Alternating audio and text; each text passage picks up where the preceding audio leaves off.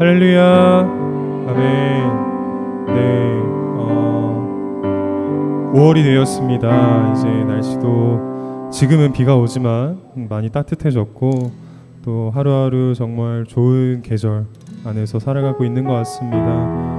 우리 주님께서 이렇게 좋은 날들 허락해 주셨고 또 이 자리 가운데 예배하기 위해 이렇게 저희를 인도하여 주셨습니다. 오늘도 주님을 예배할 때 주님께 감사하는 마음 가지고 주님을 뜨겁게 예배했으면 좋겠습니다. 이 시간 기도하고 예배 시작하도록 하겠습니다. 아버지 감사합니다. 주님의 인도하심과 주님의 지켜주심 안에서 이렇게 주님을 예배하기 위해 이 자리 가운데 나와왔습니다. 한 주간 이런 모습 저런 모습으로 살아왔습니다. 주님의 은혜가 없으면 하루도 살아갈 수 없는 저희들이기에 주님만 의지하게 하여 주시옵소서. 오늘 주님을 예배할 때 주님을 만나게 하시고 주님이 함께 하심을 느끼면서 주님을 바라볼 수 있도록 인도하여 주시옵소서. 감사드리며 예수님의 이름으로 기도했습니다. 아멘. 이 시간 날마다 숨쉬는 순간마다 같이 찬양하도록 하겠습니다.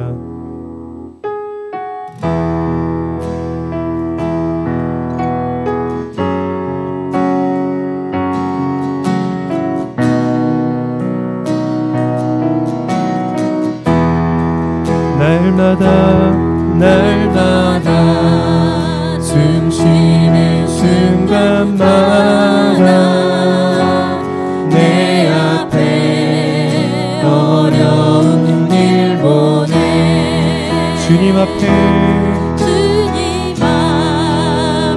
이 몸을 맡길 때 슬픔 없네 두려움 없네 다시 한 번 더 날마다 숨쉬는 순간마다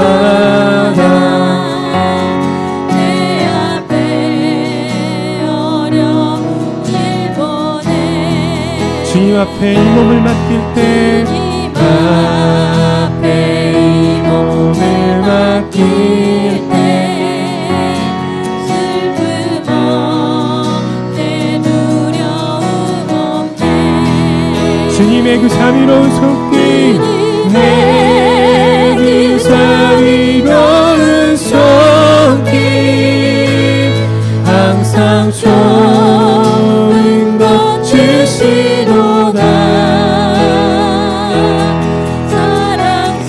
사랑스레 아픔과 기쁨을 수고와 평화와 안식을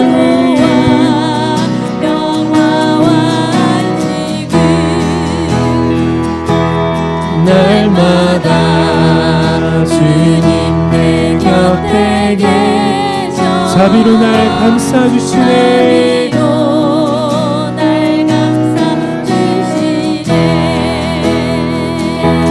주님 앞에 이 몸을 맡길 때 힘주시네 위로함 주네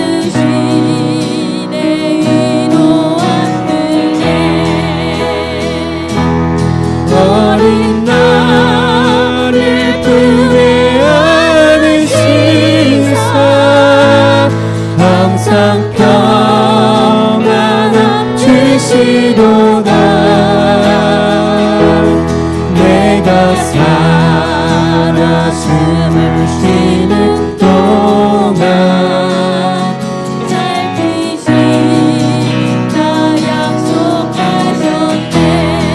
인생의 어려운 순간마다 어려운 순간마다 그의 약속 생각해보네 주님 속에 내 믿음 잃지 않고 말씀 속에 위로를 얻네 주님의 도우심 바라보며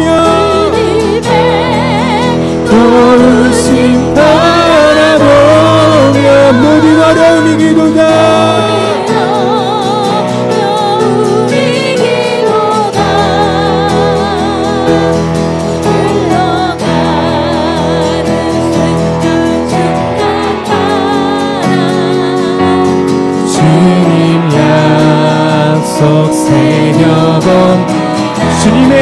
도우심 바라보며 주님의 도우심 바라보며 모든 어려움이 일어나 흘러가는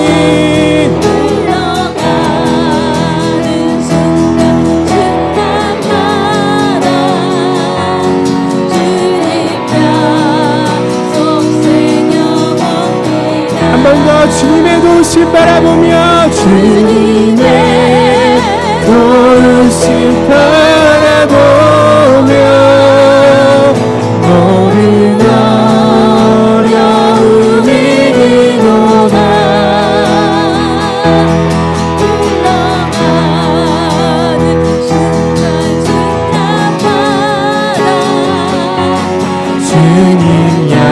주님 약속 새겨봅니다. 주님의 도우심 바라보며 주님의 도우심 바라보며 모든 어려움이 일어나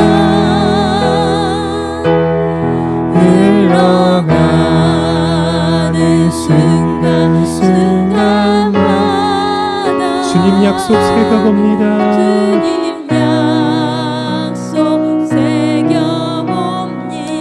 흘러가는 순간순간마다 흘러가는 순간순간마다 주님 약속 새겨봅니다. 주님 약속 우리 한 번 더 흘러가는 순간순간마다 흘러가는 순간순간마다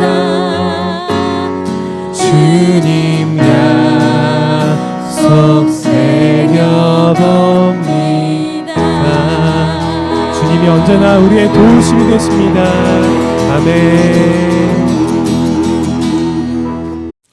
우리 이 시간 다 같이 아가페 성가대 주악에 맞춰 묵도하심으로 하나님 앞에 예배하겠습니다.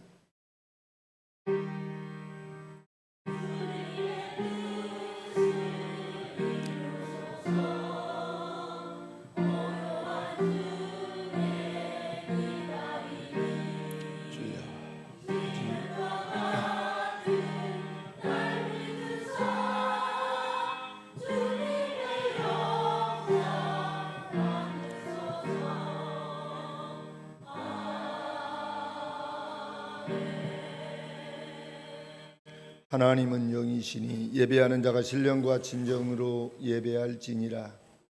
주님 고맙고 감사합니다. 이 세상을 창조하시고 우리 인생을 지으셔서 저희의 인생으로 하여금 영광을 받으시기 위해서 이 땅에 예수님 보내주시고 예수님을 통한 영원한 생명을 주셔서 오늘도 그 생명으로 주님 앞에 나와 예배하게 하시오니 하나님 감사합니다.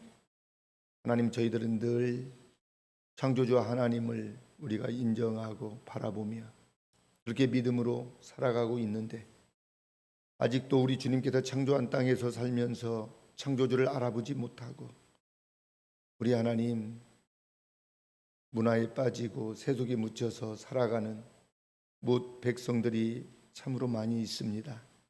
하나님 저들을 불쌍히 여겨 주옵소서.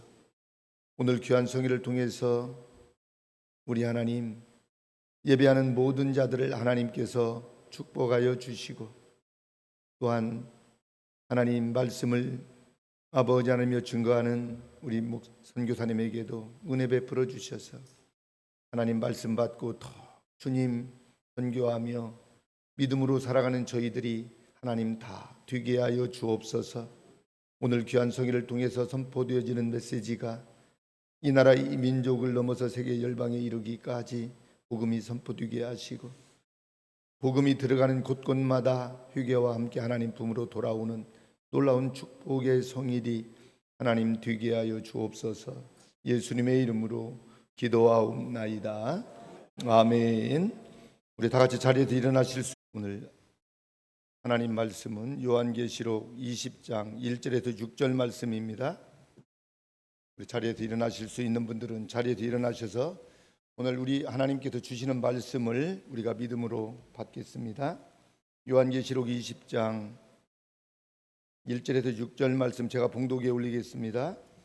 또 내가 봄에 천사가 무저갱 열쇠와 큰 쇠사슬을 그 손에 가지고 하늘로서 내려와서 용을 잡으니 곧 옛뱀이요 마귀요 사단이라 잡아 1천년 동안 결박하여 무저갱에 던져 잠그고 그 위에 인봉하여 천년이 차도록 다시는 만국을 미혹하지 못하게 하였다가 그 후에는 반드시 잠깐 노일이라. 또 내가 보좌들을 보니 거기 앉은 자들이 있어 심판하는 권세를 받았더라. 또 내가 보니 예수의 증거와 하나님의 말씀을 인하여 목배임을 받은 자의 영혼들과 또 짐승과 그의 우상에게 경배하지도 아니하고 이마와 손에 그의 표를 받지도 아니한 자들이 살아서 그리스도로 더불어 천년 동안 왕노릇하니 그 나머지 죽은 자들은 그 천년이 차기까지 살지 못하더라. 이는 첫째 부활이라. 이 첫째 부활에 참여하는 자들은 복이 있고 거룩하도다. 둘째 사망이 그들을 다스리는 권세가 없고 도리어 그들이 하나님과 그리스도의 제사장이 되어 천년 동안 그리스도로 더불어 왕노릇하리라. 아멘. 살아계신 하나님의 말씀이었습니다. 이 시간 우리 자리에 앉으시고 아가페 성가대 찬양이 있겠습니다.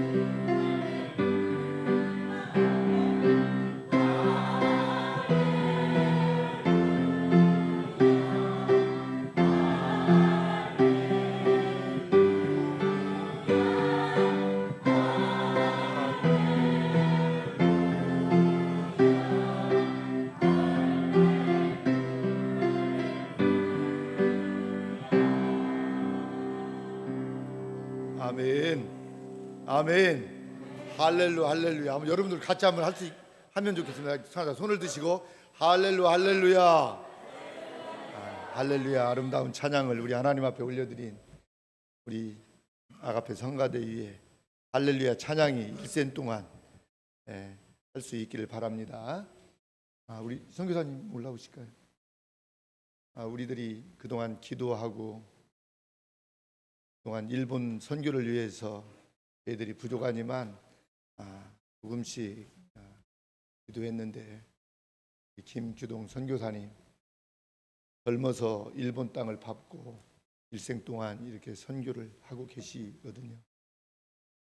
이제는 일본 땅의 가장 그 위쪽에 홋카이도에서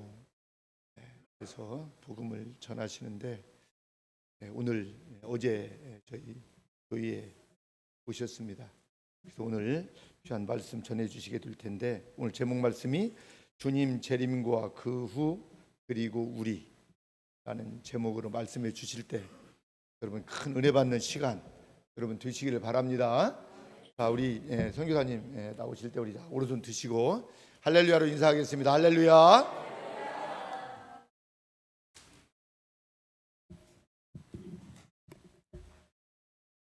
일본 선교사는 하나님의 확실한 소명이 없으면 감당하기가 어렵습니다. 왜냐하면 일본은 살면 살수록 정이 들어가는 나라가 아니라 정이 떨어지는 나라예요. 그리고 한국에 들어오면 왜 하필 일본이냐 그래요. 지난 정권 때는 유난히 반일 사상으로 지지율을 유지했잖아요.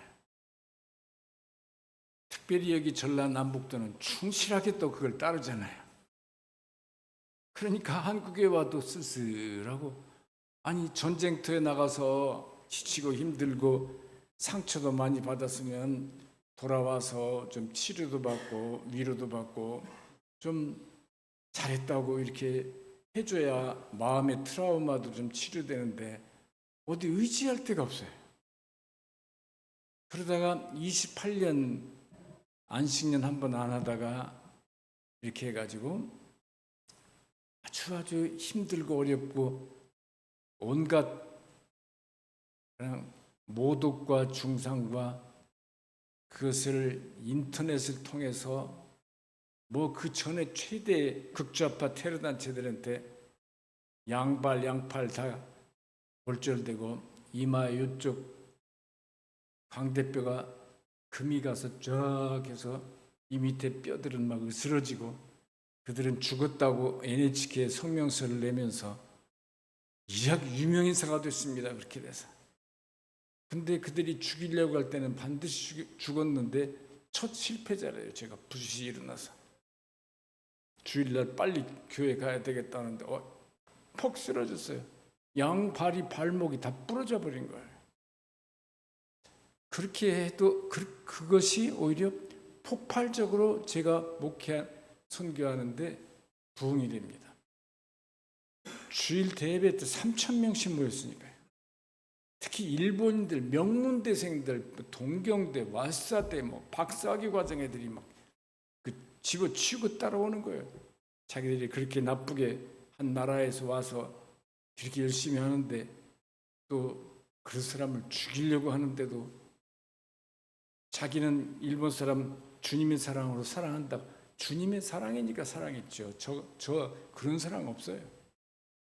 근데 우리는 뭐 하냐는 거지. 우리가 물리학 박사 받아가지고 한 영혼이라도 돌아오게 할 수 있냐? 자기들끼리 막 그러는 거예요. 그래서 일본 대학생 명문대생들이 그 주의 종이 되겠다고 줄을 섰어요. 폭발적으로 늘어났습니다. 대학교 2년제 대학 사가지고 개조해가지고 이렇게 했지만 지하 1층, 지상 5층이지만 도저히 감당할 수가 없잖아요. 그러니까 어른 예배만 5번씩 받습니다. 나중에 이제 중국어 예배가 또 생기는 거예요. 동경 시내 중국인, 그러니까 대만 목사님들이 직접 오셔서 하시는 교회가 당시에 20몇 개의 교회가 있었어요. 가장 많이 모이는 곳이 200명입니다. 우리는 500명씩 모이는 거예요. 통역으로 하는데 그나마 그것도 주일 오후 4시요. 거기밖에 도저히 시간이 안 나요. 그 다음에는 영어부가 또 생겼어요. 아프리카나 뭐 영어를 할 줄 아는 나라가 와서 하는 그런 사람들이. 그러니까 성령의 역사는요, 막 일파만파예요. 그러니까 몸은 만신창이 됐지요. 인터넷이 생기고 나서는 온갖 뭐 하죠. 우리 교회 홈페이지는요, 항상 막 꽉 차요. 몇천 명씩 들어왔어요. 주로 가십이에요. 근데 저는 하나도 거기에 대응을 안 했습니다. 제가 원칙을 정했어요. 절대 현지에서 주의 종하고는 나는 다투지 않는다. 내가 억울하게 상처를 받고 억울해도 안 한다. 주의 종. 다윗이 그랬거든요. 다윗이 위대한 점은 도덕적으로 부끄러운 것도 많고 한 10가지 이상이 있는데요. 주의 종을 절대 철저하게 섬깁니다. 그의 주의 종이 능력이 얼마나 있냐 없냐, 주의 종이 흠이 있냐 전혀 안 따집니다. 근데 사울은 어떻습니까?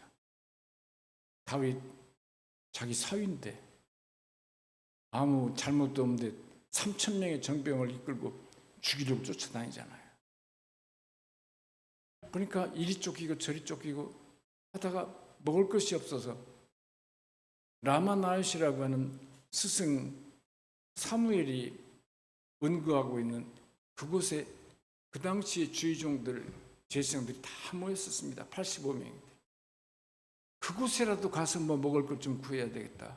갔더니 우리도 먹을 것이 하나도 없네. 어쩌지?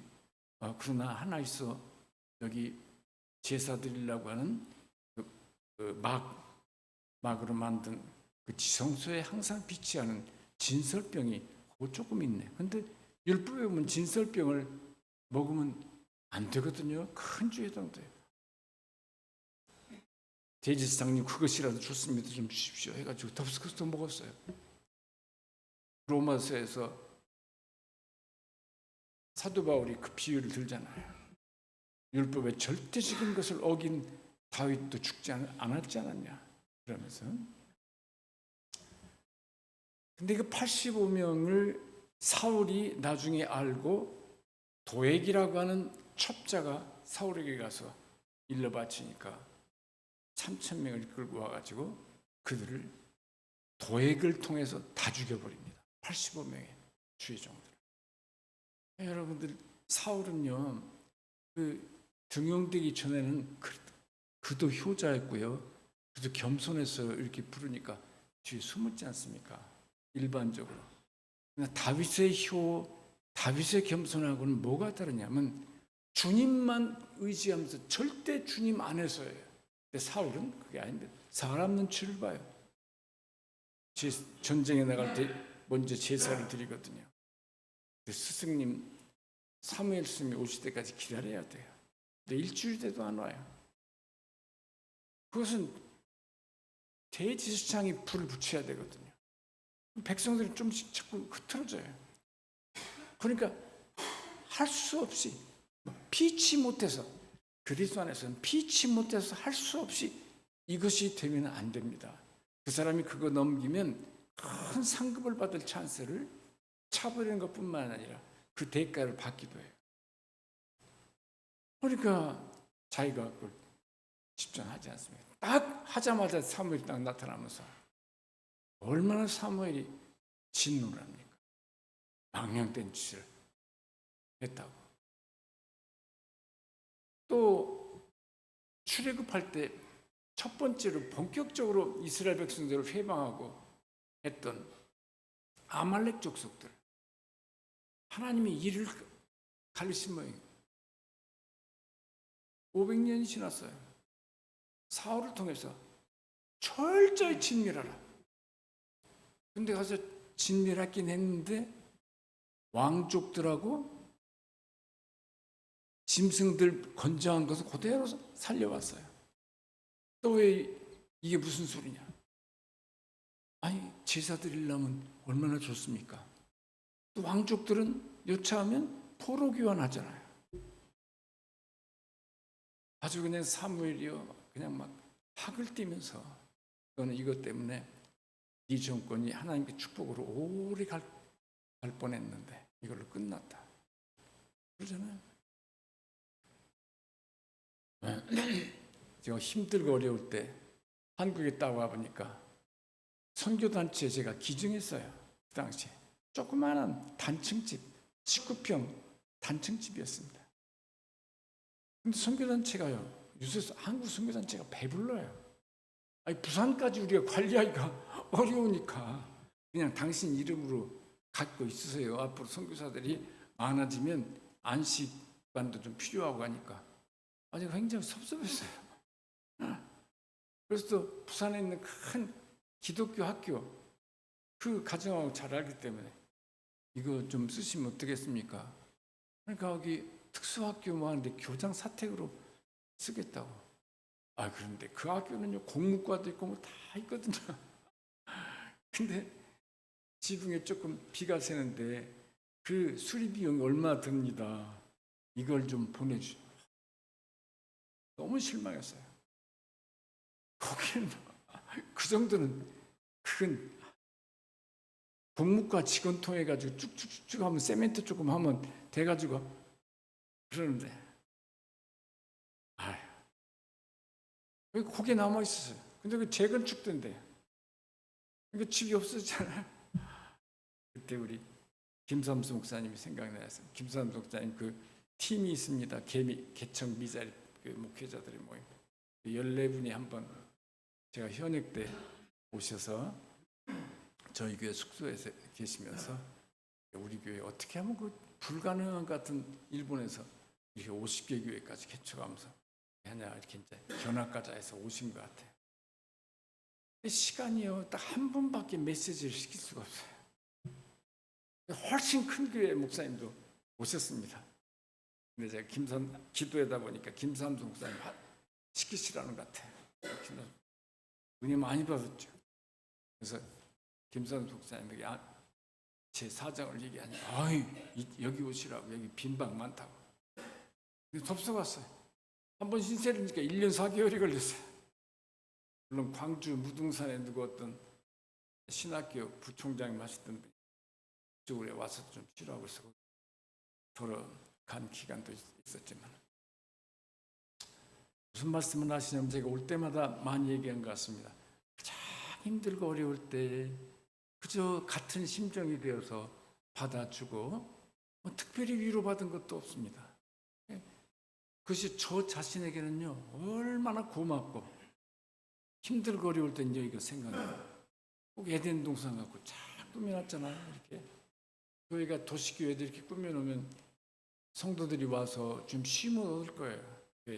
그리고 믿지 않은 사람들도 와서 좀 평일날은 좀 이 벤치 같은 데서 쉬고 얼마나 좋겠어요. 세멘트만 해가지고 예배당만 크고 그러니까 아마 패턴이 바뀌어질 겁니다. 교회 좀 가끔 운동에 미래 전망이 있어요. 계속해서 목사님 아직 참여교회가 얼마 안 돼도 계속 하시면 좋을 겁니다.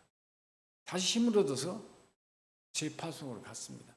첫 번째 파송 큰 교회 한 12교회 정도가 저를 후원해서 저는 후원 뭐라고 그럽니까? 그 후원 팔로우 한다고 돌아다니지 않았습니다. 왜냐하면 150명씩이나 되니까 그들을 좀 연결해 달라고 이렇게 하면 했지. 그런데 김삼수 목사님 다시 간다고 그러니까 목사님 내시면은 여기에서 파송했으면 좋겠다 했는데 덥석 여기서 좀 작은 교회에서 파송에서 하겠다고. 그런데 목사님이 가만히 계실 때요. 깊은 뜻이 있어서 참 그 깊은 뜻을 저는 이해를 했습니다. 결과적으로 3개 교회를 개척을 됐습니다. 맨 첫 번째는 공동으로 해서 됐고 안정되고 건물도 세우고 이렇게 해서 거기에 관여를 했고요. 두 번째는 농촌 마을에 조그마한 가난한 농가에 빈 건물을 예배당으로 만들어서 금토일만 75km 떨어진 데 가서 저희 집사람이 식사도 다 준비하고 다 해서 딱 가서 대피기만 하면 되는 그렇게 해가지고 했습니다. 그래도 그 농가 건물이 예배당이 됐어요. 참 감사한 게요. 어렵게 한데도 3년 3개월 만에 예배당이 되고, 내가 지쳐서 이제 누군가 좀 와서 맡았으면 좋겠다. 좀 젊은 한인 선교사에게 한 두 사람 이게 좀 언지를 주니까 기가 막혀서, 농촌이라 아이들 교육에 안 좋고 사례가 얼마 됩니까? 아니 선교사는 후원 받으면서 하고 뭐 자기 거 있는 거 없는 거 쏟아 부으면서 하는 거거든요. 그래서 되면은 또 알만한 사람들 연결주고 또 다른 것은 이게 선교사인데. 그래서 관두십시오. 준비된 사람, 이걸 준비된 사람이라고 난 생각하지 않습니다. 그런 중에 일본 목사님, 은퇴한 목사님이 한 두어 분이 아주 힘들 때는 관심을 안 가지셨는데 어느 정도 되니까 관심을 가져서 기웃기웃 하길래 이거 하시겠습니까? 하니까 덥석해서 하겠대. 그래서 얼른 빠져나왔습니다. 3년 반. 왜냐하면 두 번째 개척하다가 코로나가 있었거든요. 코로나 때 제가 살고 있는 곳에서 모든 그 건물을 빌릴 수가 없었어요. 그런 때 마침 그 농가 건물이 개척이 됐습니다. 교회가 형성됐잖아요. 세 번째는 다시 이제 제가 있던 곳으로 와서 지금 하는데, 그 옛날 교회가 탄광이 한참 잘 될 때는 교회가 있었대요. 조그만한 교회. 6만 5천 명 도시가 지금 8,900명입니다. 급격히 나가니까 목사님이 견디다 못해서 건물을 팔으셨는지 어쨌는지 교회 간판까지 다 떼버리고 어디론지 가셨대요. 이게 타다 남은 나무에다 불을 붙이려니까 안 되는 거예요. 얼마나 힘든지.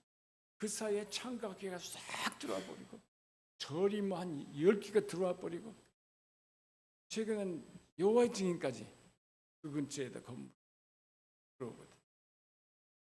근데 저는 확신이 있습니다. 때가 되면 젊은 사역자 한 사람만 보내주시면, 그동안 뿌린 씨앗들이 많으니까 나와야 되겠네. 우리 둘이 70 넘은 둘이서 벤발로 할 테니까 이제 감당이 안 돼. 너무 마음 쓰는 것 자체가 힘들어. 그래서 같이 했던 팀에게 요청을 해요.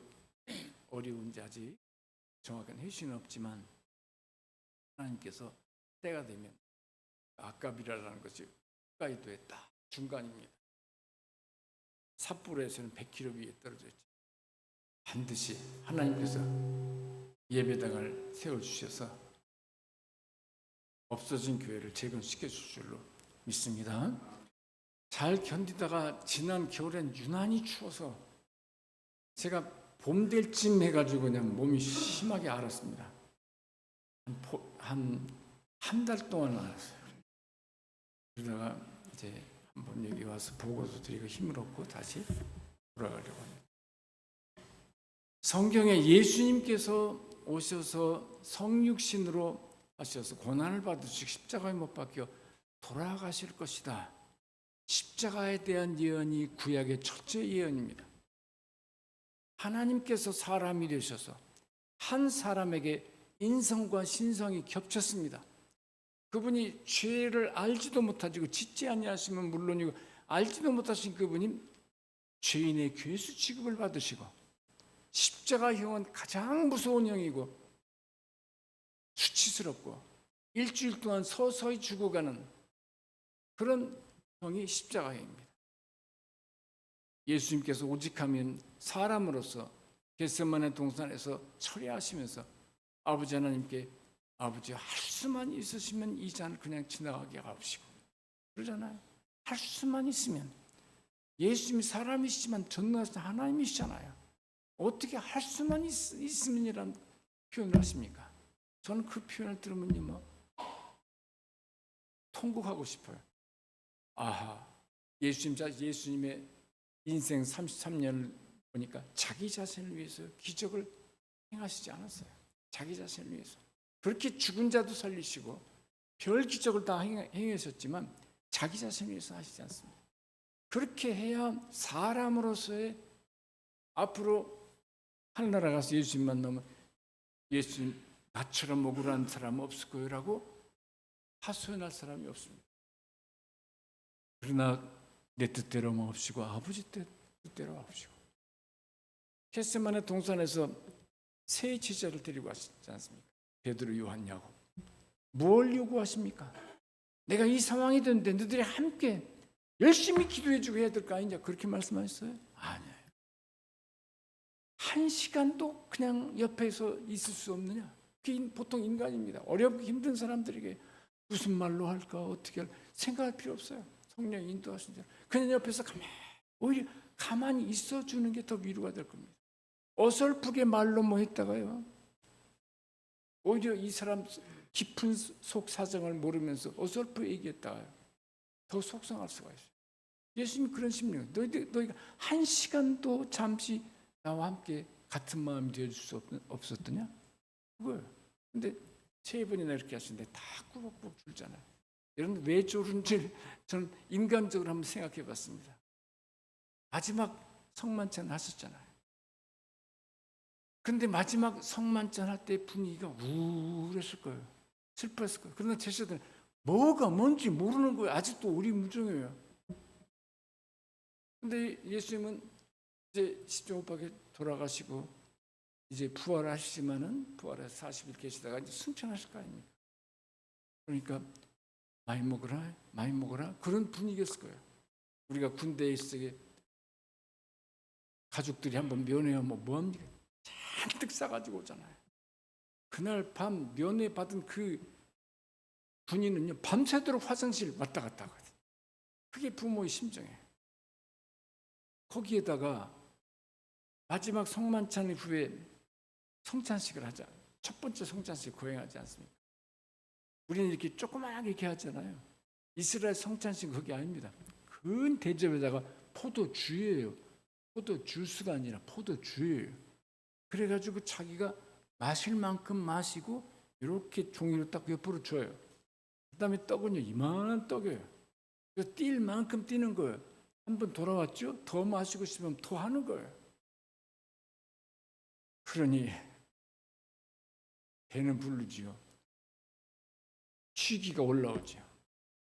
우울하지요. 홍무소에 들어간 사람들은요 첫 번째가 그렇게 잠을 많이 잔답니다. 자서 많이 자면 안 된대요. 밤에만 자고 낮에는 운동을 하고 해야 된대. 저는 이해는 가요. 예수님께서 이해 못 하시겠습니까? 근데 예수님 더 절박한 심정이면 그런 것도 이겨낼 수 없어요. 예수님의 십자가 그리고 부활, 이것이 구약의 300여 회 예언이 됐습니다. 다 예언이 이루어졌어요. 부활까지. 자, 근데 재림에 대해서는 거의 얘기를 안 해요. 보면 재림이 또 아직 이루어지지 않은 예언이 300여 회 남았습니다. 반드시 재림합니다. 예수님 재림 때는 초림 때하고 다릅니다. 가장 가난한 가정 속에서 태어나서 갓난아기로 태어나서 누울 곳이 없으니까 마을 구육관에 뉘우고 마부들이 잠시 쉴 수 있는 조그마한 방 같지도 않은 방에서 거기서 임산부와 그저 인간적인 표현으로서 아버지 요셉이죠. 성령으로 인도되셨기 때문에 아버지는 하나님 아버지시죠. 그렇게 하고 그 어린 시절을 다 나사렛이라고 하는 나사렛에서 무슨 인물이 나갔습니까? 그랬잖아요. 그런 곳 속에서 소년 시절 30살까지 지냅니다. 참, 하나님은요 연극에 푸르세요. 역천적인 거고 이렇게 하는 거 생각하면 그래서 딱 공생애는 3년 반 아닙니까? 3년 반에 얼마나 가는 곳마다 핍박이고 쫓아다니면서 바리새인과 사두개인들 또 왕당파들 또 SNS파들 쫓아다니면서 시비를 걸잖아요. 예수님께서 한 번도 시비에서 졌습니까? 아니잖아요. 또 얼마나 지혜로우세요. 질문한다고 다 대답하세요? 아니잖아요. 말 같지도 않은 것은 침묵하시잖아요. 스스로 깨달으라는 거죠. 마지막에는 십자가에 달리시게 별 얘기를 다 하지 않습니까? 대제시한 결정적인 근거가 하나님과 나와는 하나다. 요한복음 10장 31절 말씀을 더 이상 증거가 필요 없다.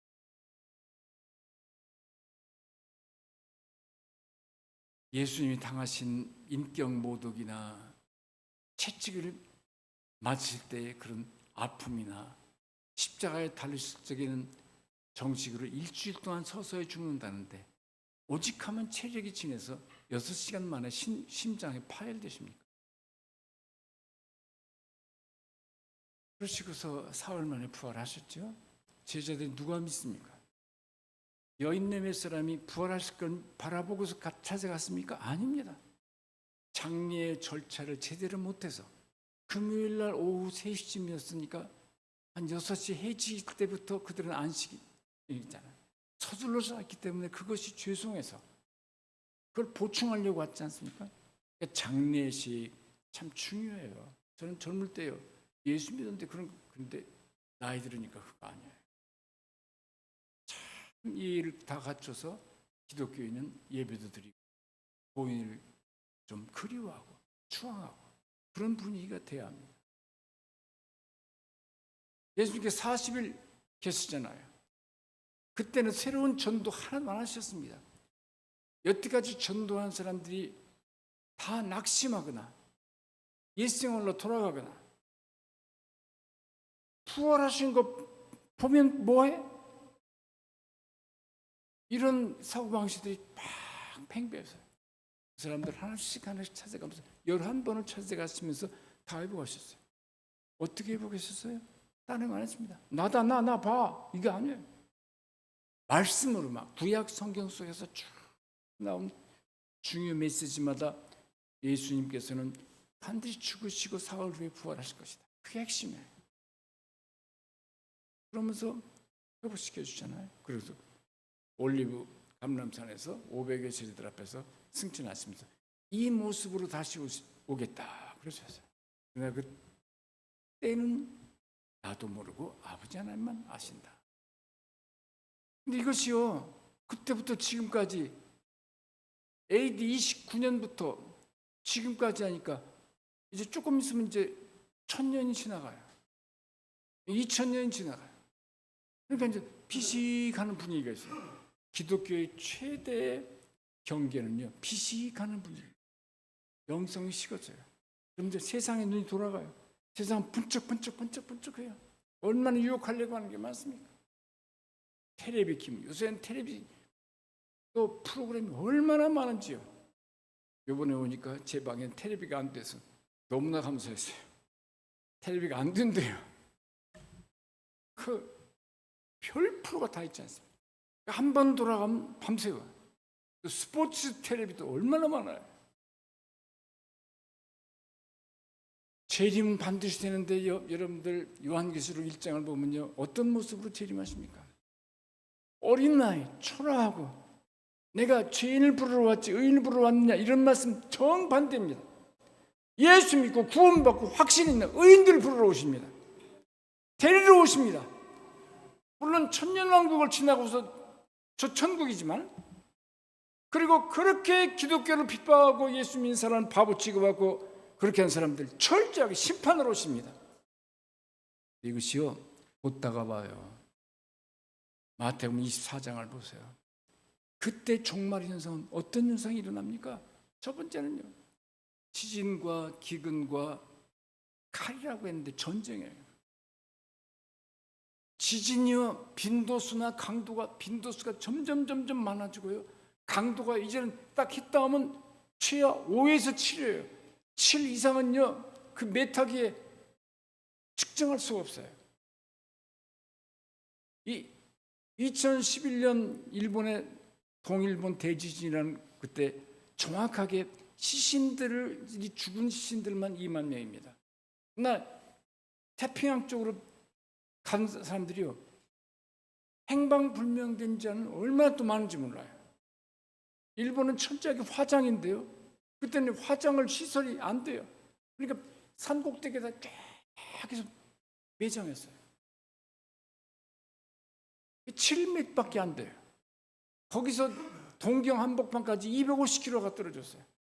동경에 있던 사람들 얘기 들어보니까요, 큰 고층 이런 아파트들이요 2m씩 막 흔들리더라고요.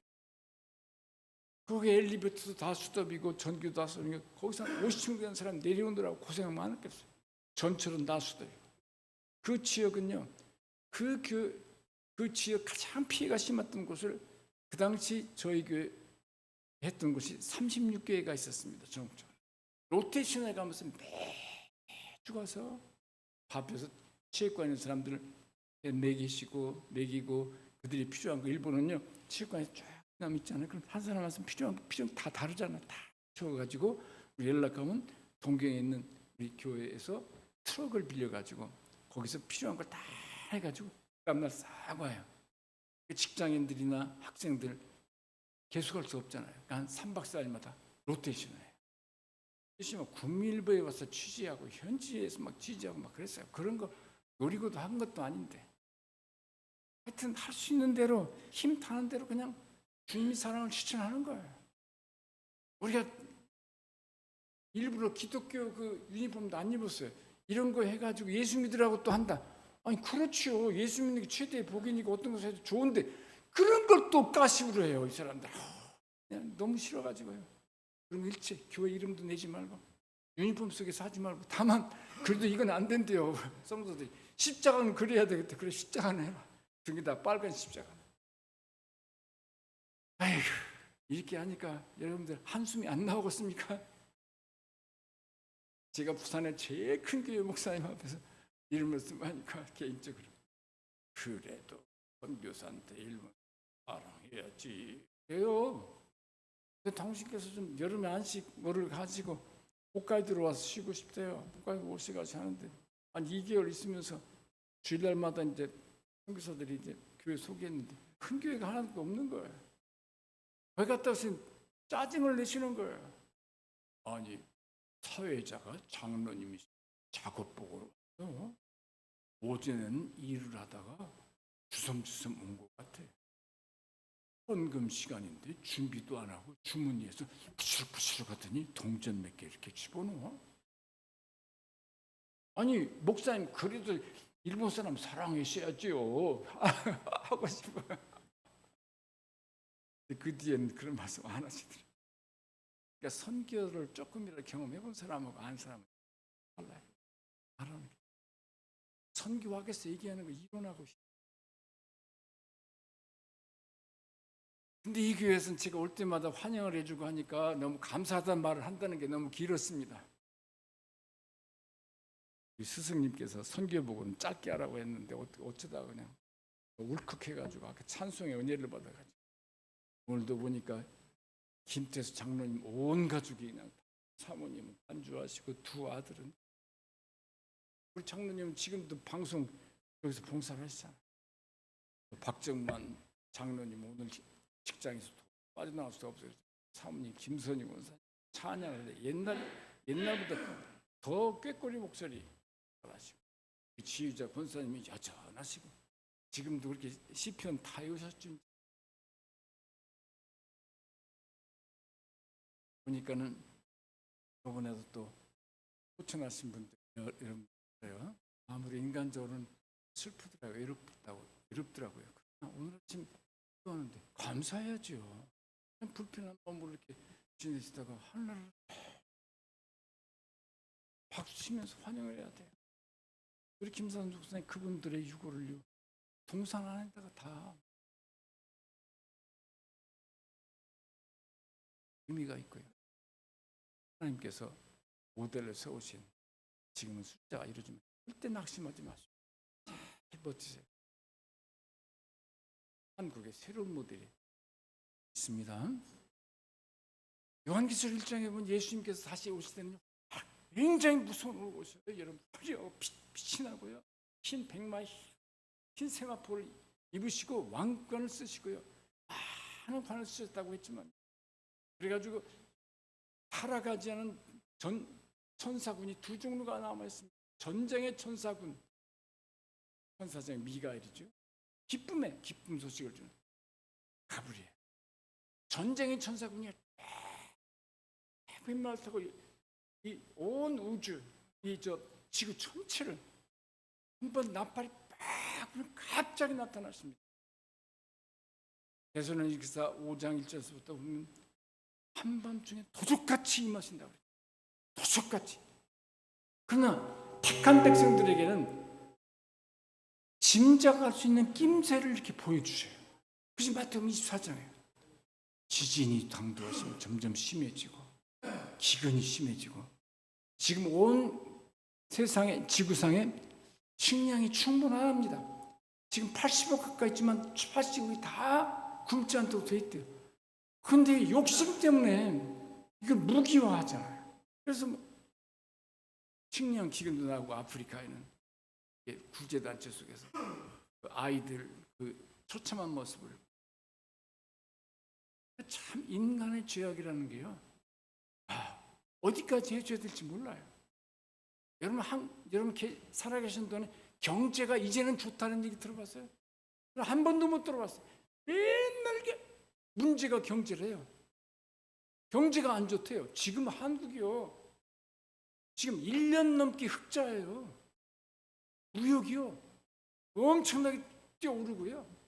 근데 왜 그런 걸 정부에서 선전을 안 하는지 모르겠어요.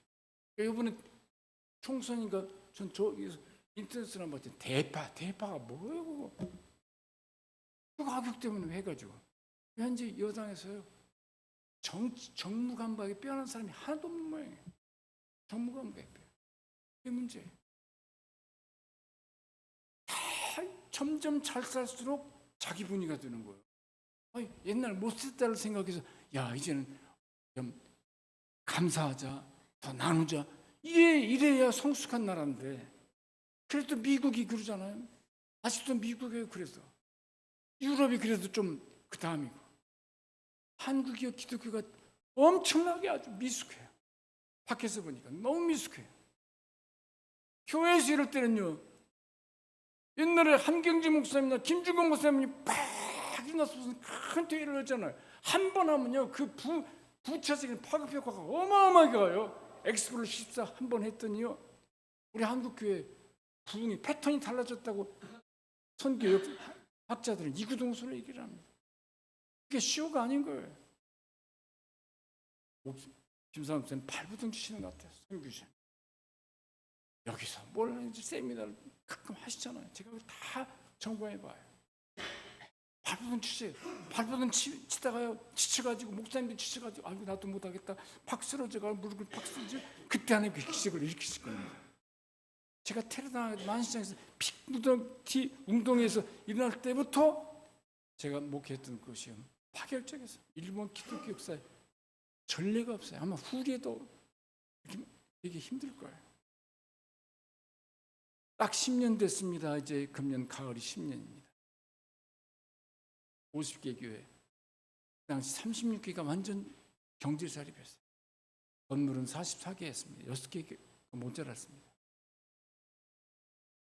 제가 은퇴 선을 나오고 은퇴할 때 그 교회에서만 딱 지정을 보니까 일본도 42억 엔이 있었어요.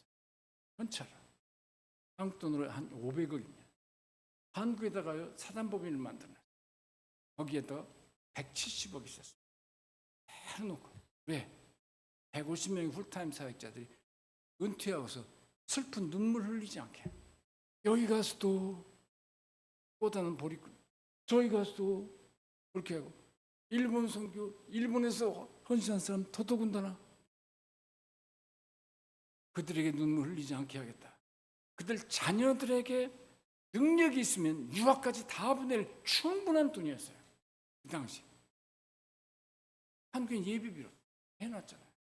한국에 수원 받아가지고 일본에서 헌신한 사람들도 한국 큰 교회 내가 다 많이 연결해 줬거든요. 파송 선교사 막 한 달에 막 200만 원씩 이렇게 보내는. 일단 그쪽으로 해서 직접 보내면 다 세금 뭐 있고 뭐 복잡했어요. 그 사단 법인을 통해서는 그런 세금 공제 이런 거 하나도 없었어요.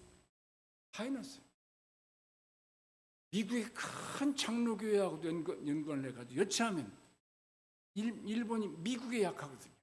그래서 거기서 딱 해가지고 일본이 집으로 딱 되도록 방패막이를 하기 위해서.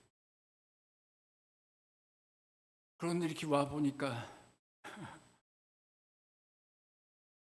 목사들이 은퇴선을 하니까 후원교회들 다 끊어지고. 그 심정을요. 김삼수 목사님 하도 대화를 많이 하십니다. 그런데요, 다시 가서 할 때 몇 개 교회 안 되지만요, 옛날에 그런 것에 후원받은 게 10분의 1도 안 되지만 먹고 살고 있잖아요. 무슨 기적이 벌어져요? 아깝이라서요, 국가에서 만든 집에 공짜로 삽니다. 관리비도 안 냅니다. 주차비만 조금 냅니다. 그리고 그 시의 시장, 부시장, 간부들이 많이 사는 그 동네의 핵심 거기에 그 시의 유일한 보육원, 유일한 초등학교, 유일한 초등학교, 중학교. 그래서 금년 1월 달부터는요, 제가 또 7명 이사 가운데 선정했어요. 이사가라는 이사가 아니라 이사. 집행할 때 같이 이제 동참해서 참여해요. 그리고 한 달에 한 번씩 외부의 명강 강사들을 공경에서 초청하고 해가지고 강론을 해요. 저도 이제 12사람들에게 선발됐어요. 그래서 저는 타이틀 당당하게 목사. 테마는 죽음에 대해서 얘기해달래요. 기독교에서 얘기하는 죽음이 뭐냐? 찬스죠, 이거는. 복음의 핵심을 정확하게 최대 1시간까지 할 수 있대요. 재림, 부활도 기독교밖에 없고 재림도 부활 기독교밖에 없습니다. 예수님의 모습은 그 모습이지만 실은 사람으로 오셔서 못자국 옆에 창자국, 발 못자국 그대로 갖고 오실 겁니다. 부활하실 때 예수님이 그 모습 보여주십니다. 심판을 오십니다. 내려오시는데 지상에서는 대전쟁이 벌어져요. 아마겟돈 전쟁이 2번 벌어지게 되어 있습니다. 전 세계가 4개 블록으로 나눠집니다. 북방 세력, 남방 세력, 이스라엘은 지금요 한 900만 사는데 순수 이스라엘 사람들은 500만 밖에 안 돼요. 나머지는 아랍 사람들이 밑에 천한 일을 하기 위해서 같이 사는 거예요. 핵심은 태풍의 해결이에요. 또 한 세력은 어딜까? 제 추측인데 EU와 유럽, 서구, 북미 이런 나라들이 그쪽으로 합류될 거예요. 처음엔 이렇게 두 세력이 하나로 연합해가지고 이렇게 전쟁합니다. 그래서 서로가 아닌 개비요 해가지고 해쳐 모여 해가지고 이렇게 해가지고 이렇게 돼가지고 이렇게 싸웁니다. 아마겟이라는 것은 이스라엘의 무깃도라고 하는 지방입니다. 큰 전쟁은 났지만 세계 전쟁이 날 만한 그런 넓은 곳은 아닙니다. 상징적인 의미일 것 같아요. 온갖 병기들은 다 쓸 겁니다. 여러분 그 전에 예수님 재림 직전에 지상에서는 7년 대환란이 있잖아요. 요한계시록. 요한계시록에 너무 숫자도 어렵다고 했어요. 너무 이것을 두리뭉실하게 풀어줘요. 1000년 왕국이니까 무천년설, 전천년설, 후천년설하고 뭐라고 그래요? 다 해당되고 다 틀려요. 그래서 저는 요한계시록 강의를 할 때 정확하게 세 신학서를 다 얘기를 했어요. 안전 대책을 우리가 하자. 그때 대비를 다 해놓자. 언제? 지금 신앙 상태가 어떠냐가 핵심이에요. 지금 신앙 상태가. 우리를 보고 막 창칼 들고 MC6종 두고 나가라는 게 아닙니다. 우리는 영적 싸움이에요. 마태복음 24장에 보면 그런 일 있으면서 그러나 이것은 시작에 불과하다 그러잖아요. 그리스도인들 너희들 온갖 모든 종교는 하나로 뭉칠 겁니다. 그래서 기독교를 공격할 겁니다. 왜? 기독교만 타협이 안 돼요. 내가 곧 유일한 길이요 진리요 생명이라고 그랬잖아요. 마태복음 요한복음 14장 6절. 타협할 수가 없어요. 그래서 기독교가 비타협이고 비협조적인 그런 건 아닙니까? 아니잖아요. 전 세계 지금 월드비전이 이런 데 후원하는 것도요. 기독교가 90% 이상이래요. 북한에 옛날 쌀 퍼주고 90% 이상이 교회래요. 나머지 10%가 불교에서 조금 혼정내고 어디서 조금 천도에서 조금 이러죠. 그런데도 생색을 안 내잖아요. 그런데 핵심 교리는 타협할 수가 없어요. 예수님 유일하지 않으면요. 목숨 걸고 예수님만 믿어야 된다는 말을 하면요. 다 사기꾼들이죠. 불교도 조금 공부했어요. 불교는 그런 거 없어요. 그러니까 더 관용적으로 보여요. 캐톨릭, 기독교를 상당히 이렇게 희석시켜 버렸어요. 또 관용적으로 적인 것처럼 보여요. 속아서는 안 돼. 저는 캐톨릭의 예배 분위기, 그 경건한 그 캐톨릭의 수녀들의 찬양 참 좋아합니다. 그러나 좋아하는 거랑 핵심은 구별을 잘해야 합니다. 기독교는 왜 이렇게 싸움도 많이 하고요, 교파도 많고 그냥 뭐 왜 갈라지는 게 맨 싸움이에요 그냥. 그래도 핵심이 기억일밖에 없는데 어떻게 해요? 그래서 막 이렇게 서로 싸우다가 예수님께서 썩 하시니까 하늘에는 그냥 전부 백마입니다. 흰 말을 쫙 타고 모두 흰 세마포에 번쩍번쩍하는데 한가운데 예수님 쫙 있으면서 쫙 내리니까 야 우주인이다. 지금 외교인이요 미국에서는 막 공개하잖아요. 사실인지 어쩐지는 증거할 수가 없어요. 그러니까 막 있는 모든 최대의 뭐 수소폭탄, 원자폭탄, 중성자탄, 뭐 레이저탄 다 쏠 겁니다. 요한계시록에 어떻게 표현됐어요? 예수님께서 입김으로 산채로 죽이십니다. 그때는 달라요, 여러분. 초림만 생각하면 자꾸 안 돼요. 성숙한 이제 믿음 생활을 해야 돼요. 그러니까 산채로 죽이니까 피가 팍 흰세포가 벌겋게 묻어요. 그때 와서 예수 십자가의 복이라 아니거든요. 십자가의 복이라고 하면 상관이 없거든요. 그런 시대가 곧 옵니다. 왜? 요한 마태복음 24장에는 정확하게 표시가 나옵니다. 14장에 첫 번째 굉장한 힌트. 그 망령된 자가 앉아서는 안 될 그 장소에 앉거든 더 이상 예수님 지체하지 않습니다. 쏜살같이 내려오십니다. 그것이 어디냐? 우리 구약 성경에서 보면 성전은요, 첫 번째 솔로몬 성전 있죠.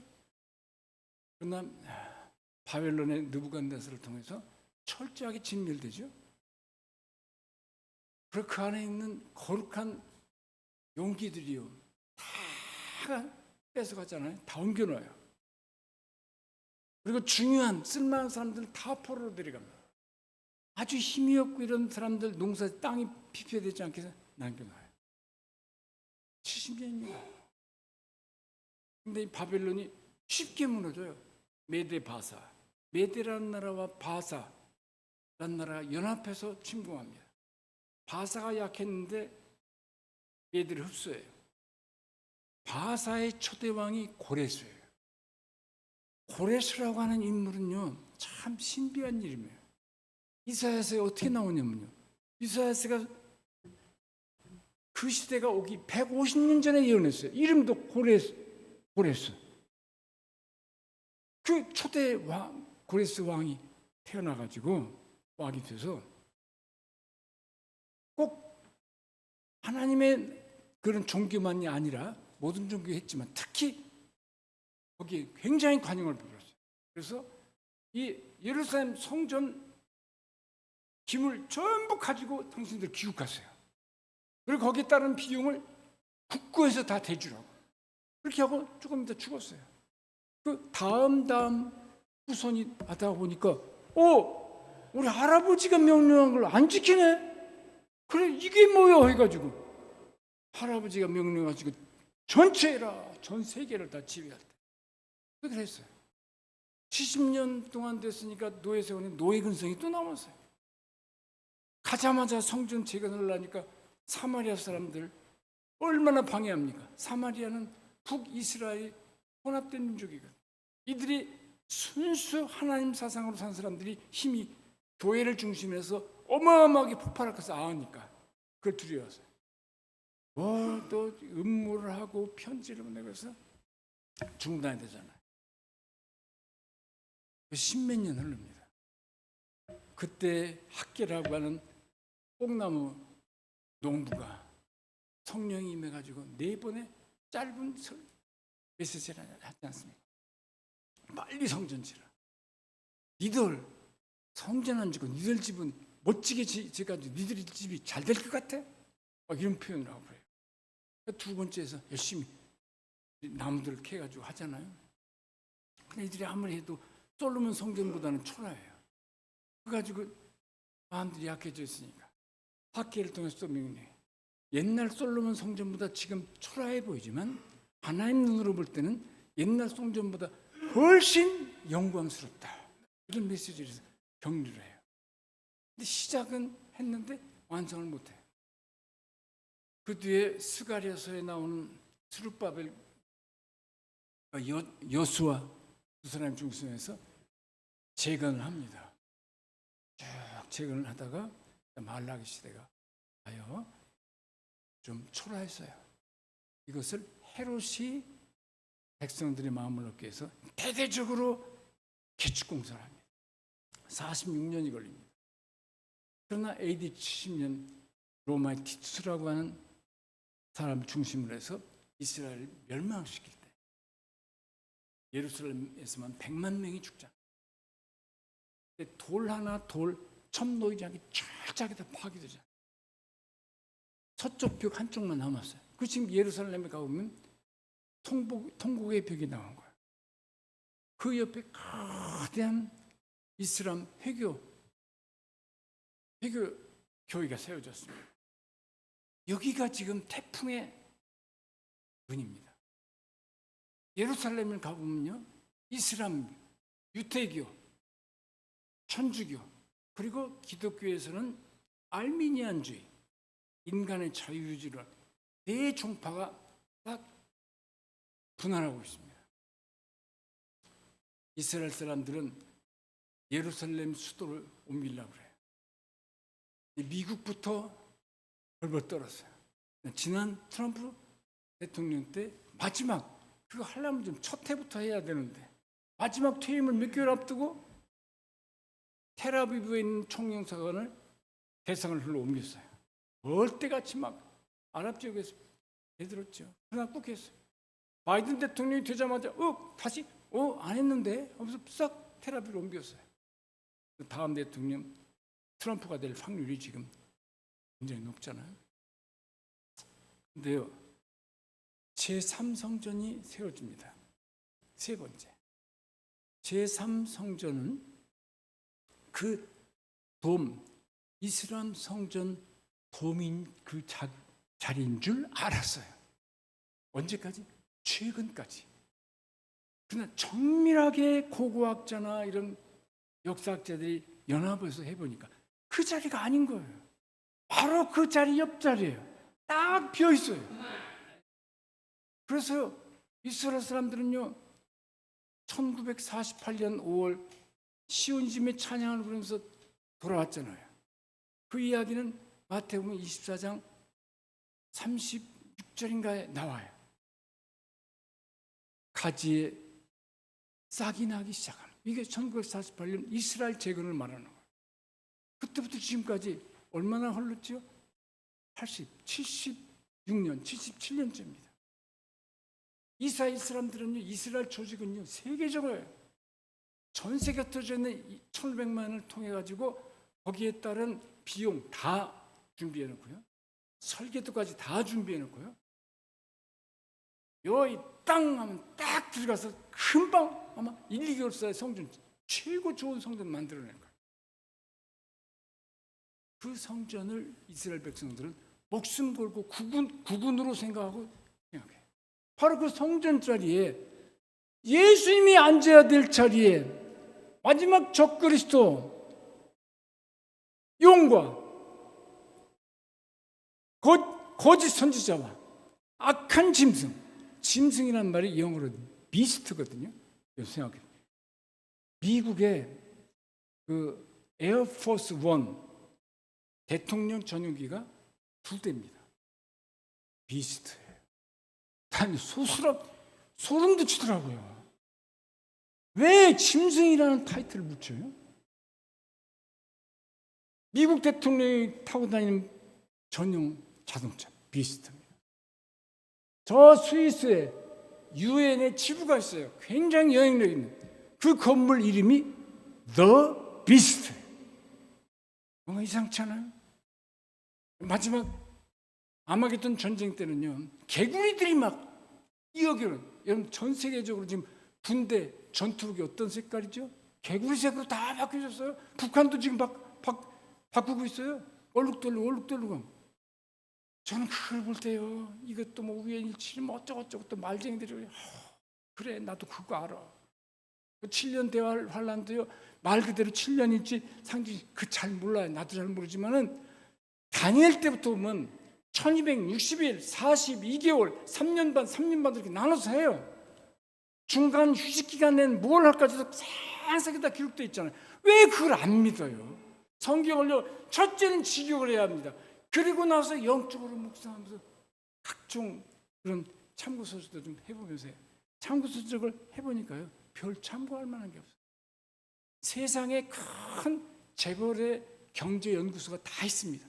그런 곳에서 중동 연구소 연구 부분들이 없는 곳이 없어요. 일본 노무라 연구소에서 나오는 그런 요한계시록 푸는 것이 굉장히 실제적이에요. 굉장히 실제적입니다.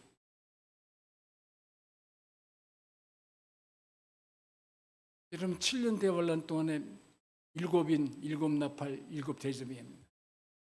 일곱인과 일곱 나팔은 전반기 3년 반 동안에, 그리고 잠시 휴식이 아닙니다. 전반기 3년 반 동안 쓰는 걸 다 이제 추려요. 손목과 이마에 666쑥을 붙인 사람 다 탈락해요. 또 그 사이에 휴거시킬 사람 거의 다 휴거시켜요. 마지막 전도자가 엘리야와 모세가 나타나요. 천국에 가신 분들이 다시 보내주죠. 마지막 전도자.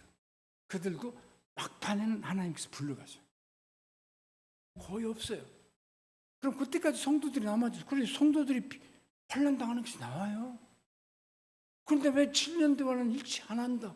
전천에서 이렇게 해서 저도 그렇게 소원을 해요. 복음주의 신학자들이 70% 그걸 신뢰해요.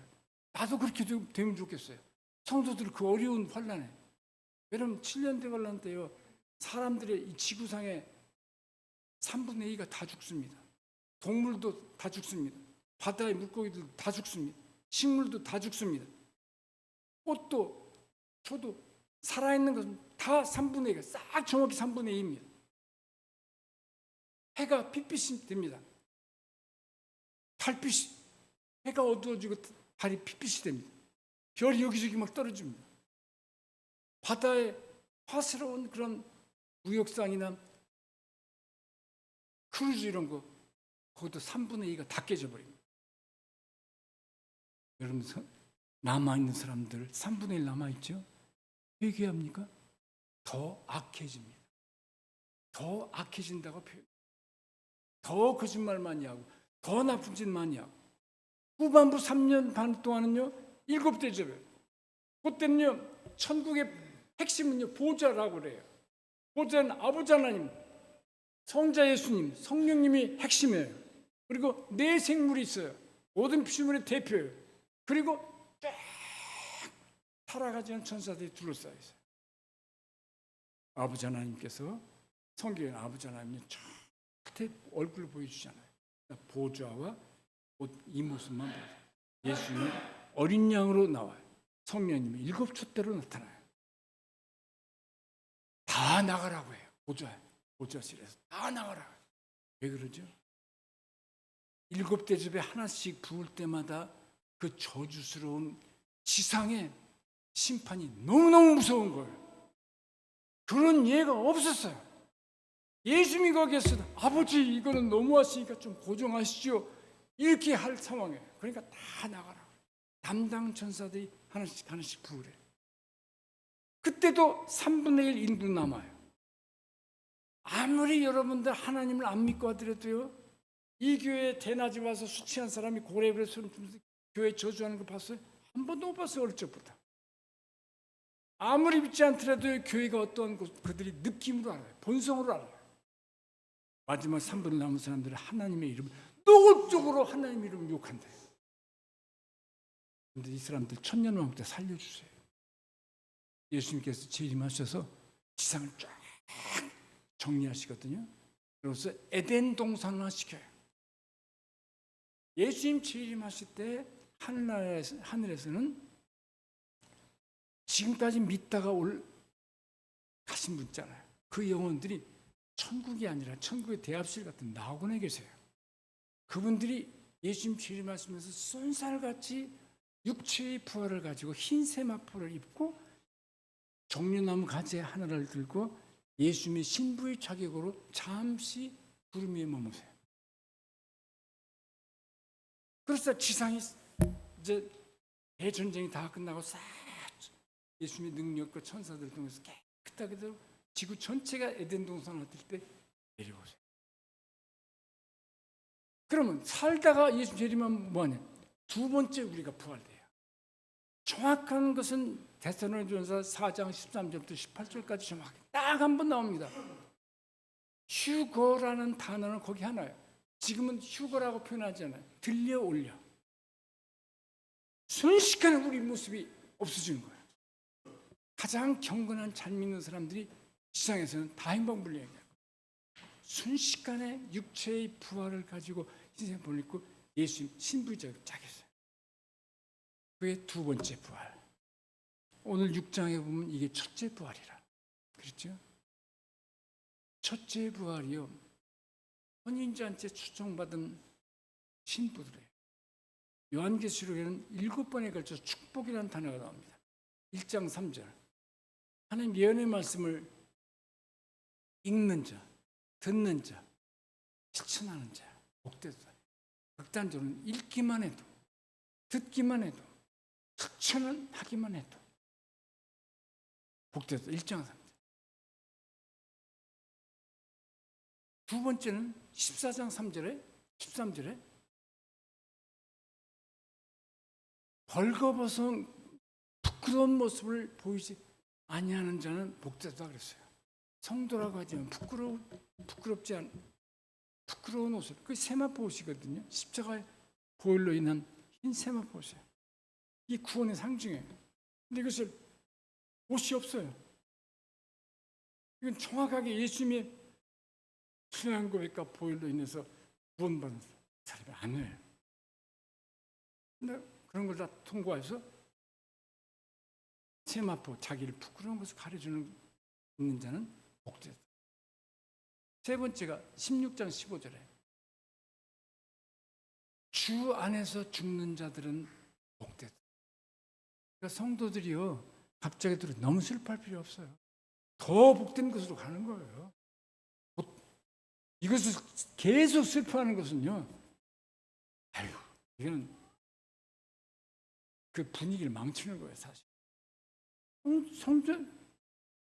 성경은요, 성도들이 죽는 것을 죽는다는 표현을 하고 잠잔다고 그랬거든요. 요한계시록 16, 15절 딱 거기 한 군데만 성도의 죽음이라는 표현을 써요. 그 다음에 네 번째가요, 19장 9절입니다. 예수님이 혼인잔치에 초청받은 자는 복되다. 살아있으면서 우리가 태어난다. 먼저 천국에 가시던 분이 딱 육체를 가지고 예수님 앞에서는 그걸 말해요. 다섯 번째가 오늘 본 말씀의 첫 부활이라는 그 뜻이에요. 이것도 신부의 자에게 초청받은 자들. 여섯 번째가 요한계시록 22장 7절이에요. 하나님의 예언의 말씀을 애써서 지키는 자는 복되다. 일곱 번째는 22장 14절. 두루마기를 빠는 자들은 복되다. 두루마기는 구원의 상징이지 않습니까? 그리스도인이 실수가 없고 죄가 없어요. 천만의 말씀이에요. 그렇게 얘기한 사람들은요, 감춰놓은 죄들이 유난히 많은 사람들이 그런 얘기를 합니다. 다 있어요. 신앙의 질이 얕은 사람은요, 큰 죄가 아닌 것은 죄가 아닌 거예요. 신앙이 깊고 경건한 사람은 작은 실수도에 어마어마하게 애통하게 하나님 앞에 잘못을 회개하면서 거예요. 빨아야 돼요. 회개. 동경할 때 방주일 목사님이라고 계세요. 100세 돌아서 96세 때 한 번 오시는데 또 오시겠대요. 근데요, 이분은요, 중국에서 그 공산당들이 지금 할 수 없이 중국 선교사를 가서 1년 나오셨거든요. 거기에 사모님을 놓고 오신 거예요. 그래서 평생 그 사모님을 그리워하고 재혼을 안 하셨어요. 제가 놀라운 것은 걷기도 힘드세요. 계단할 때는 부축해야 돼요. 새벽 기도도 다 하시겠대요. 있는 집에 다 맡겨주면 다 하겠대요. 그런데요, 시간을 왜 이렇게 잘 지켜요? 기억력이 또렷하세요. 우리 정정원 목사님도 기억력이 또렷하시고 뭐 기력이 그냥 운전하실 때 보면 그냥 옆에 앉으면 이렇게 붙잡고 있어야 돼요. 100세 넘게 사실 것 같아요. 목사님들 가운데 치매 걸린 사람들이 거의 없답니다. 많은 책을 읽으시고 말을 하면서 기억력이 또렷하고. 예수님께서 재림하실 것이 초일기에 있어요. 트럼프가 대통령 되면요, 그 일 첫 번째로 할 거예요. 이분은요, 좀 이기적인 데가 있어요. American first, American first. 그건 좀 밉살스럽더라고요. 그 대국이 자기 나라 이익이 최고라고 하면 어쩌자는 거예요. 우리나라 올 때마다 그냥 방위비 2배, 3배 올리달라고 하고 충분히 준대요. 국방성 있는 사람도요, 미국 내 부대 유지하는 것보다 여기가 낫대요. 더 여유롭게 그렇게 나온대요. 그렇다고 저 반미주의자 아닙니다. 트럼프 대통령이 그거 하나 꼭 이룰 거예요. 후신하라고는 사위가 유대인 아닙니까? 보통 유대인이 아니에요. 그 성전 재건을 하면 벌떼처럼 전 세계 이스라엘권이 지금도 막 가자 지구에서 그래도 할 거예요. 그럼 이 초일기에 있습니다. 가수가 진행될 겁니다. 이란이 핵 다 준비되어 있지 않습니까? 그 뒤에는 러시아가 있는 것 없는 것 무기 다 지어놨잖아요. 중국이 참여하지 않습니까?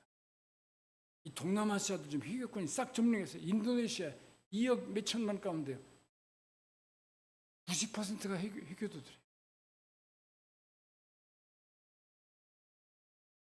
이런 속에서 점점 극악으로 달리는 시대가 오거든요. 문제는 이제 마무리하겠습니다. 성경은 그리스도인들을 보호하기 위한 책이지요. 뭐라고 했어요? 이 세상 사람들이 8가지 한다고 그랬어요. 먹고 마시고 시집가고 장가가고 사고 팔고 심고 거두고 짓고 허물고.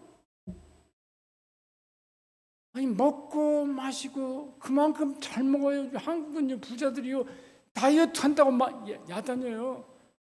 부자가 되면요, 첫째 바뀌어주는 게 집을 멋지게 그냥 큰 집으로 꾸미더라고요. 두 번째 자동차를 그냥 어마어마하게 좋은 자동차, 국내도 좋은 데는 그냥 서울에 한번 가면 웬 외제차들이 이렇게 많은지요.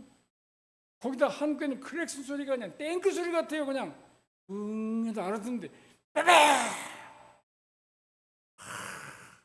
폭력이에요. 폭력. 아나무인이에요. 음식은 더 고급스러운 음식 먹으면서 그 빼려고 또 노력을 하고 다이어트 치료약들이 왜 이렇게 많이 나와요? 먹고 마시고가 뭐예요? 술이에요. 술 마시고 뭐 물 마시고요? 그거 아니에요.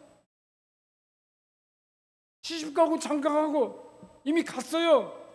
신고하고 또 한 번 가는 건 재혼이에요. 재혼한 사람은 3혼 가고요, 4혼 가고요, 8혼까지도 막 가요. 신고 안 하고 가는 건 불륜이고요. 전부 경제, 돈과 인간적인 육체, 정욕적인 거 연관돼 있어요. 그것만 다 그거 더 못해가지고 화가 나 있고. 그렇게 된다는 거. 이럴 때 그리스도인들이 주의하라는 얘기예요. 성경 속에. 그리스도인들이 이때 주의하라고 정확하게 성경이 말합니다. 마태복음 25장 속에서는 10처녀 비유가 있죠. 4처녀는 기름이 있어요. 성령을 말하는 거예요. 성령의 내주하심, 성령을 의식해야 돼요.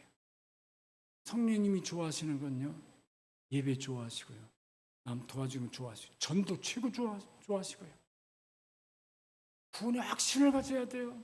영접하는 자 곧 그 이름 믿는 자 하나님 자녀가 되는 권세를 주셨으니 이미 주신 거예요. 요한일서 5장 11절부터 쭉 보면 아들인 자는 생명이, 아들이 없는 생명이 없다. 이미 13절 내가 너에게 쓴 것은 너희들이 영생이 있음을 알게 하려 함이라.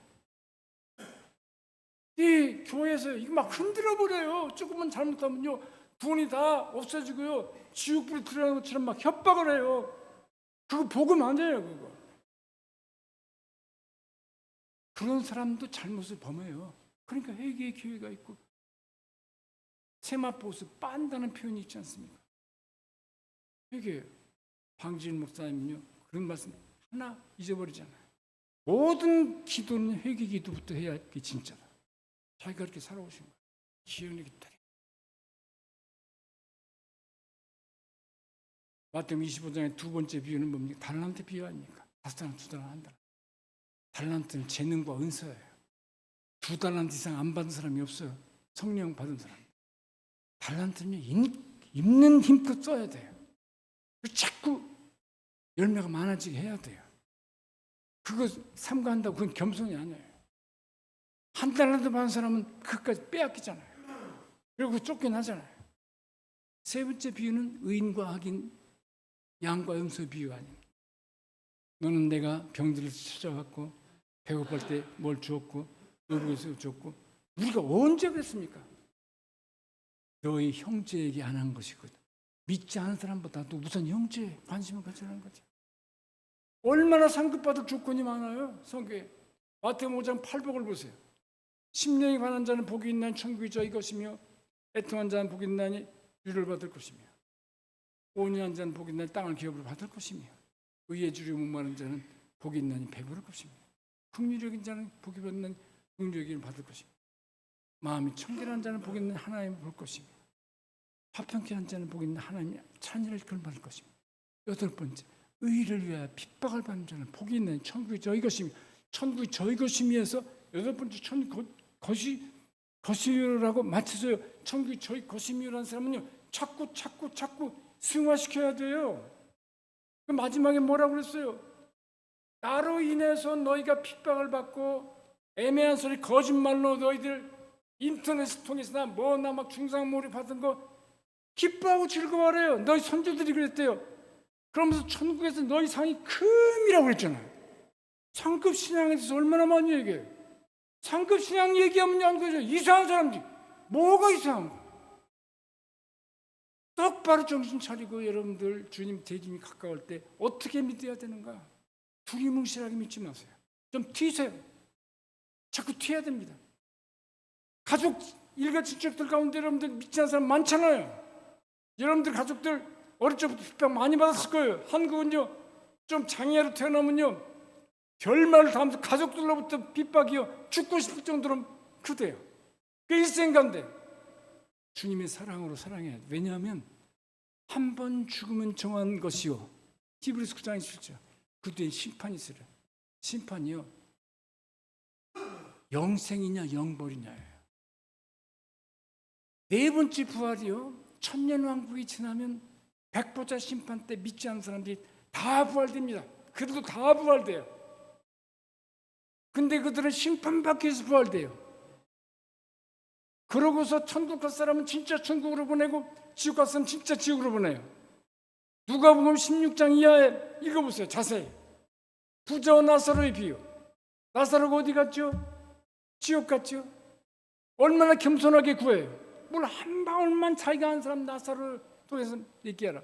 너 그러자. 여기서 거기까지 왔다 갔다 하는 것이 아니다. 여러분 지옥 간 사람이 회개 안 한다고 다 회개해요.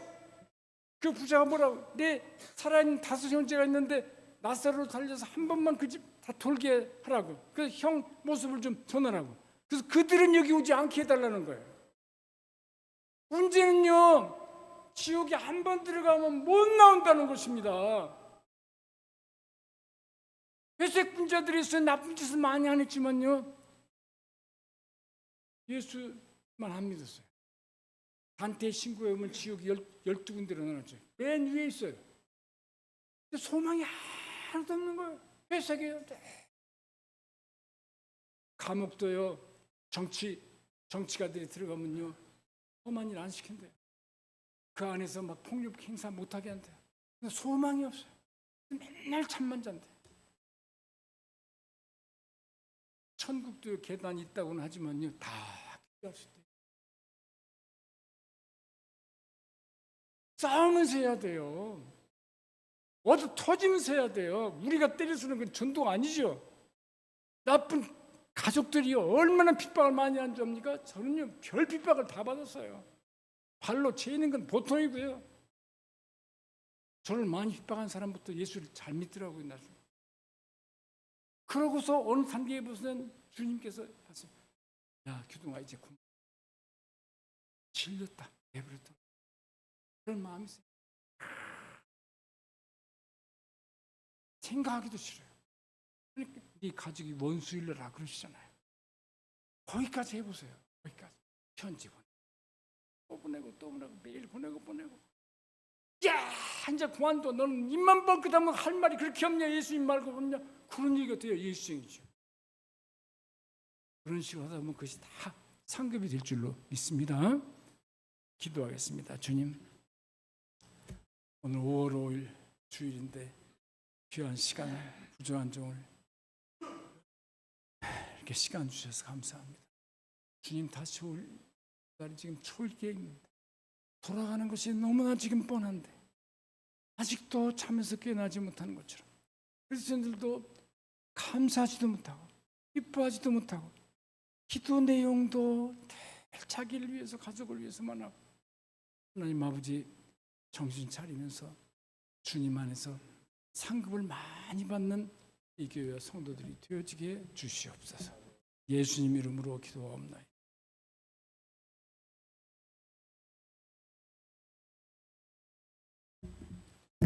할렐루야. 우리 선교사님 이렇게 오셔서 귀한 말씀 주셨는데, 구약에서 오실 우리 주님에 대한 말씀, 이 땅에 우리 주님 오셔서 십자가 지시고 부활하시고 다시 오실 주님까지 말씀해 주셨습니다. 오늘 신구약 성경을 다 통달하신 거예요. 오늘 말씀을 다 들으신 분들은 오늘 수지 맞은 줄 믿습니다. 여러분, 예배 시간이 좀 길으니까, 설교가 길으니까 힘드시나요? 십자가의 처형은요, 엄청난 희생이고 고난이잖아요. 우리는 지금 1시간 말씀 전하신 것 같은데, 이단들 그 성경 강론할 때 보면은요 2시간 하더라고요. 2시간. 오늘 짧은 거예요, 여러분. 저는 은혜 받았어요. 여러분, 우리가 예수님 잘 믿고 우리 선교사님 메시지는 종합하면 그거예요.